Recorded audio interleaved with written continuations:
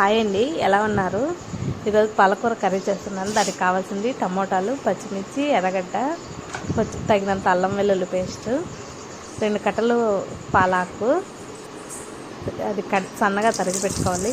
Stove మీద కళాయి పెట్టేసి తగినంత ఆయిల్ వేసుకోవాలి. ఆయిల్ కొంచెం వేడెక్కిన తర్వాత ఆవాలు వేసుకోవాలి. ఆవాలు బాగా చిటపటలాడేంత వరకు వేసుకోవాలి.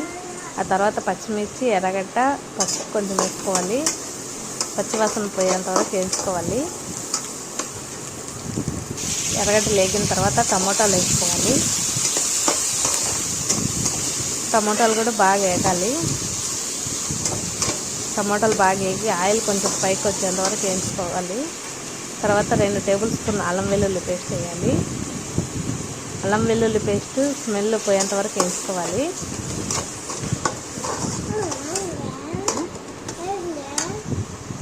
అల్లం వెల్లుల్లి పేస్ట్ బాగా వేగిన తర్వాత బాగా సన్నగా తరిగిన పాలకూర వేసుకోవాలి. అంతా బాగా కలుపుకోవాలి. కొంచెం సాల్ట్ వేసుకోవాలి తగినంత, మీ రుచికి సరిపడంత. ఆకులోని వాటర్ అంతా పైకి వచ్చేస్తుంది.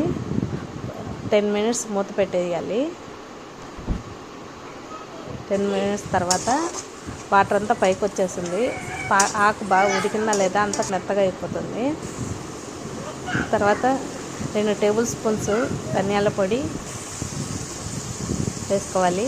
2 స్పూన్స్ మిరప్పొడి కూడా వేసుకోవాలి.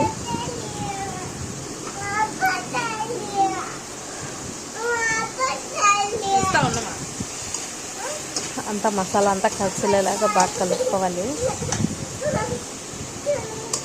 పాలక్ ఇలా చేస్తే మా పిల్లలు బాగా తింటారు.